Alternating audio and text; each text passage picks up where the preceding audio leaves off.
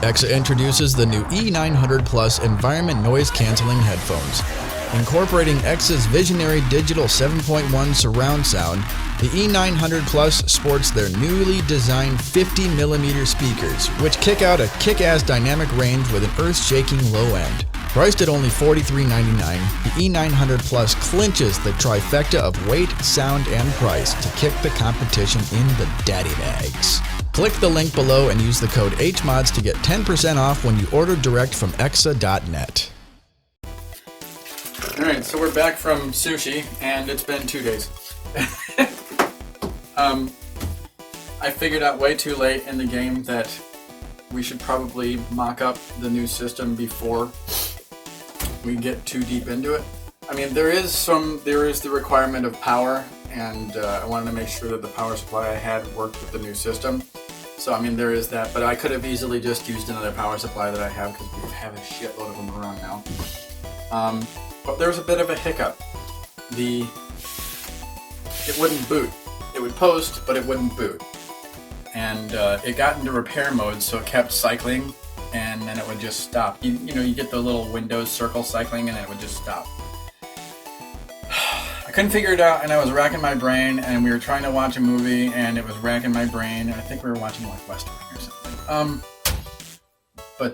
Yeah, the next day though, after like some serious thought, I was like, well, why don't I just start with, like, cause what was it that we did? First we switched motherboards because we've got a whole bunch of the 550s just laying around. And then, what else did we do? We switched the motherboard. We moved some of the, I even tried pulling out, cause it's an 8 and 4 pin CPU power. So I pulled the 4-pin out just in case I was overpowering it. No, that wasn't it. You did the M.2s.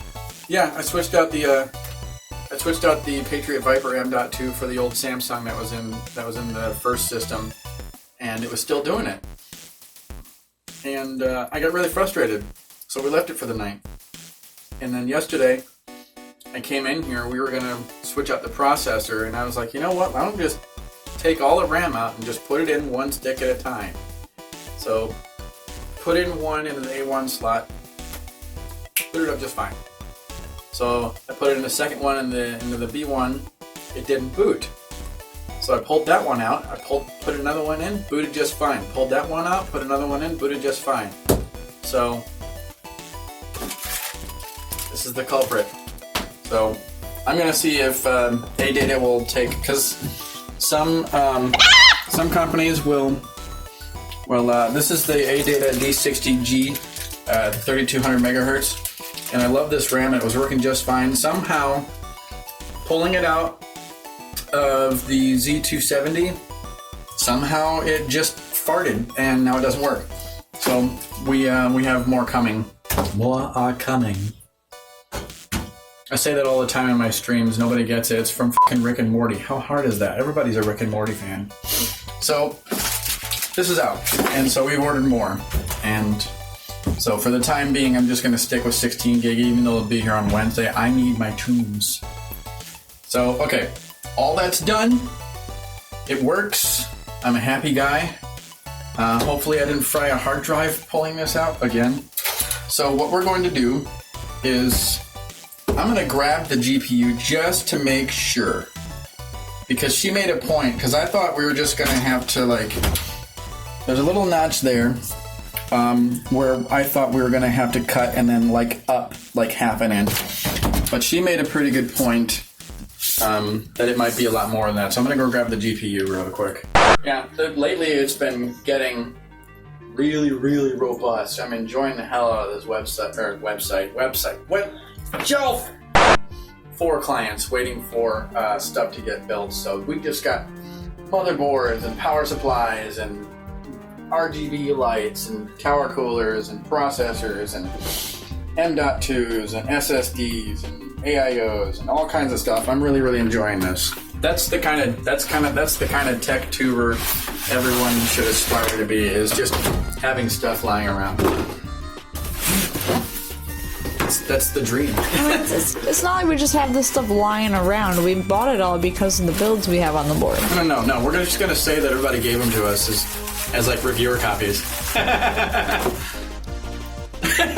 So we're just gonna see if this will even fit. And I'm. Nope. Oh wow! Look at that. It so doesn't fit. What slot was it? Was it way the hell up here? I think it was. Yeah, it was pretty high up. That's why I was thinking you have to go up more than just that little bottom bit. Thankfully, it's nowhere near as much. But we're gonna have to basically cut about. I'm gonna measure that real. I'm gonna mark that. So we're gonna have to cut about to this 1, 2, 3, 4, 5th hole.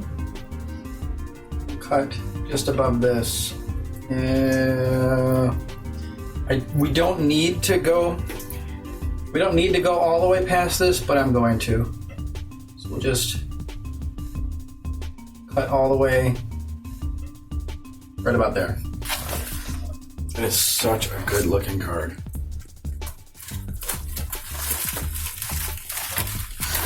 You're a good looking card. One other thing I was thinking is, since in here there's 2 rivets that are holding this in, this did, like when we first did this, there was this.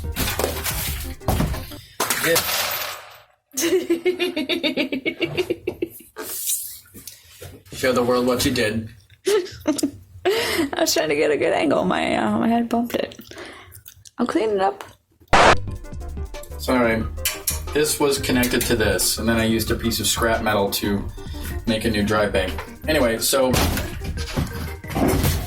you see right here, this metal here is still connected, which was connected to this. It was started here and went all the way down. So these 2 rivets still connect to this part here. So I'm gonna be cutting this one out, so I'm gonna have to get some glue. I'd rather not drill a hole, but I might just... I don't want to drill a hole. So I'm gonna get some hot glue or something and glue it back together, or glue it back into this part here so that it's still kind of solid. Not that it's gonna need much, because I'm gonna get rid of these and use screws. But yeah, so that's gonna... Enough talk.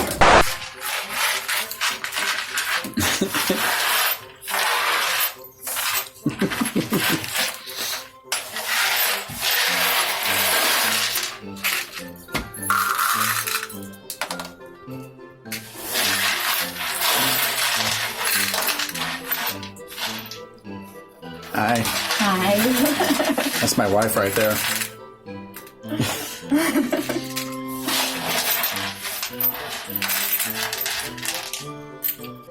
Does this have a lid? Oh, that's why it came off, because you were hanging it by that. Yeah, I know, but it screws on there. Well, yeah, but it's stripped. No, it's not.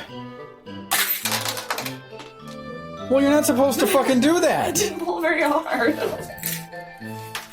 I gotta pick it up again.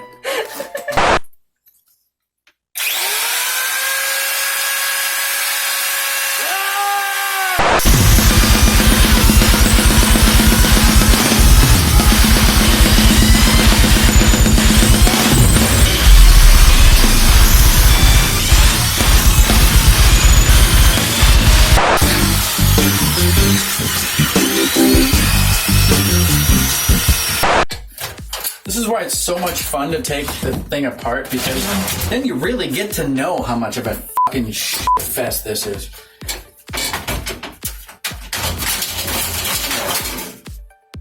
Ta-da! Now that we've got all this taken care of, we are going to... I'm not going to cut this side, but I am going to cut all the way down to it. So this will be fun.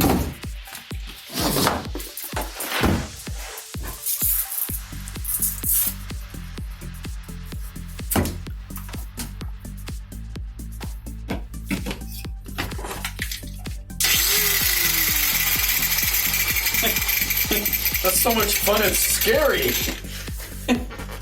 It's also scary.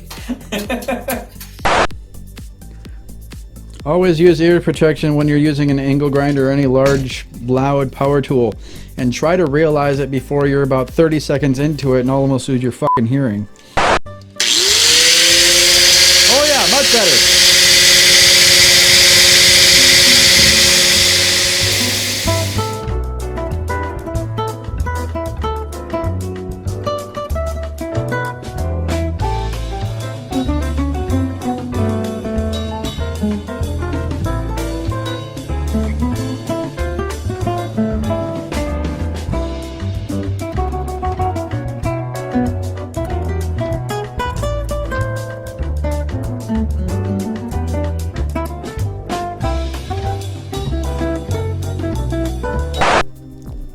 It's steel, so I'm not thinking it's going, well.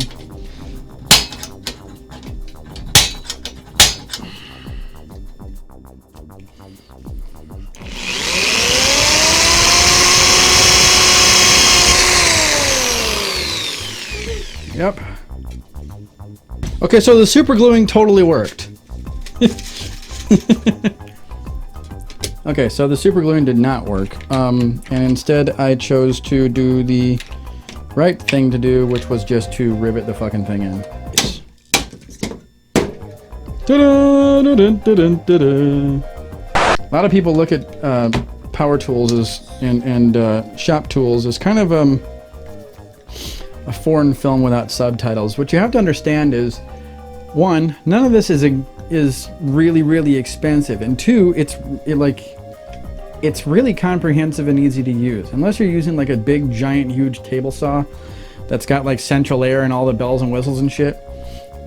Hand tools are easy, and they're really easy to learn how to use. If you don't know how to use them, I mean, there's so many different people who know what they're doing as far as this stuff goes, and it's very simple to learn.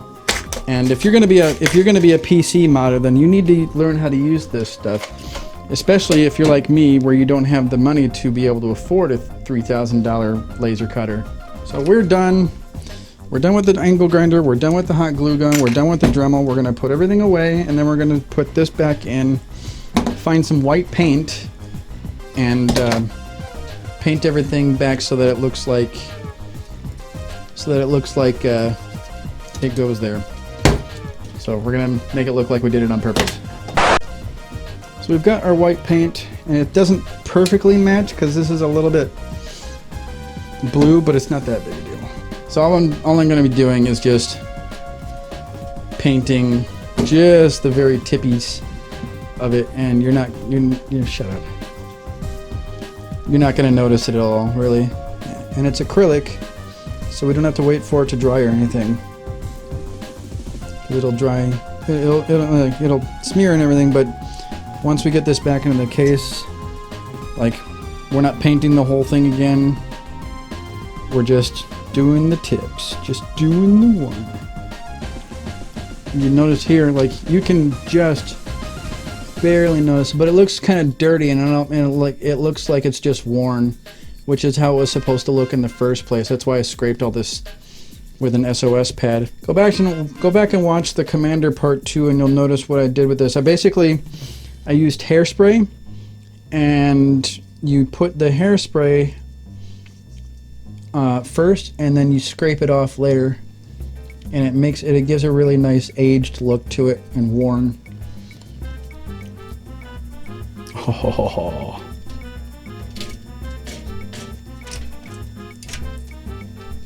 That's great clearance right there. We have clearance, Clarence. All right, so we're good. First, we cut first, measured, all that stuff. Now we've got to rivet it back into the chassis.